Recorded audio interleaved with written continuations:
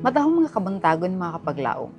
Atong hisgutan ni ining adlaw o ang atong morning devotional nga naguluhan dagaya sa gugma diha sa puloy-anan ug sa gawas. Ug ang atong teksto makita diha sa unang Tesalonica 3:11 ug 12 nga nagaingon, ang atong Dios ug Amahan ug ang atong Ginoong Hesus magamanduot ta sa among pagpanaw nganha kaninyo.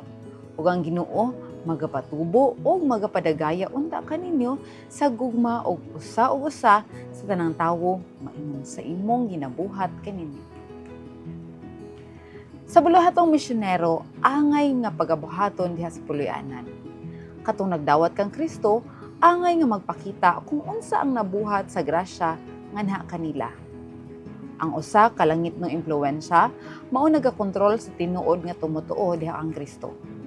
Og kini nga impluwensya mabati diha sa tibok puloy-anan og mahiuyon alang sa kahingpit sa tanan nga kinaiya sulod sa puloy-anan.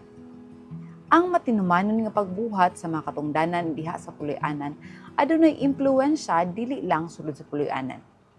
Ang atong espirituhanong kalambuan diha sa sulod sa puloy-anan madala diha sa atong misyonero nga buluhaton sa gawas.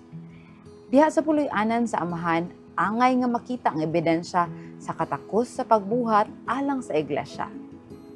Uban sa matinud-anon, mapainubsanon nga mga kasing-kasing, ang mga miyembro sa pamilya angay nga mangita sa pagkahibalo nga si Kristo nagapuyo diha sa kasing-kasing. Ug dayon sila makapadayon nga puno sa katakos alang sa pagserbisyo. Ang paningkamot aron ang puloy-anan mahimo kun unsa unta ang angayan niini usa ka simbolo sa puloy-anan dito sa langit.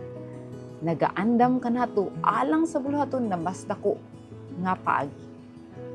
Ang edukasyon nga nadawat pinaagi sa pagpakita sa mabination nga pagtagad alang sa matag usa mao'y nagatudlo kanato kung unsaon sa pagkabot sa mga kasing-kasing nga nagkinahanglan nga matudluan sa mga prinsipyo sa tinuod nga relihiyon.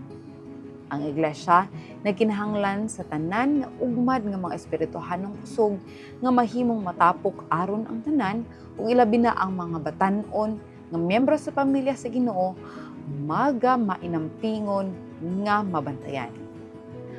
Ang kamatuoran nga kikinabuhian diha sa sulod sa puloy-anan mabati diha sa pagbuhat sa gawas uban og ang usa kaabli o patas nga panghunahuna. Siya kinsa nagakinabuhi sa pagkakristohanon sulod sa puloy-anan mahimong usa ka hayag ug dan-ag nga kahayag bisan asa. Kung unsay kasuod ug nagkahiusa ang mga miyembro sa puloy-anan diha sa ilang mga buluhaton sulod sa panimalay, mas makapadasig ug makatabang ang impluwensya nga mapagawa sa amahan ug inahan ug mga anak gawas sa ilahang puloy-anan. Magampo ta mga kapaglaom. Among Dios nga may gugmaon, daghang salamat sa pahimangno kanamo karon nga kabuntagon nga ang pamilya mo ay sinugdanan sa tanan. Sa buhat misyonero Ginoo, pinaagi sa mga gagmay nga butang nga matudlo sa mga kabataan.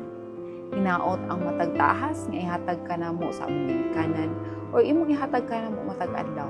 Mahimo kaming faithful matinud-anon niini para sa mga malabot pa Ginoo, mahimo kaming andam sa dako nga tahas nga imong ipiyal.